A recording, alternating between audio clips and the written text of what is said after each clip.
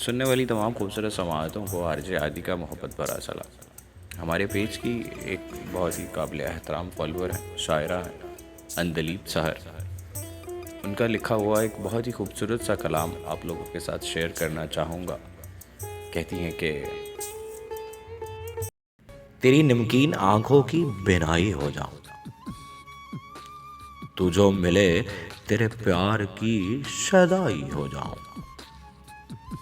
मुझे सिंगार करना है तेरे लिए सनम, तू कंगन बने मैं वफा की कलाई हो जाऊं।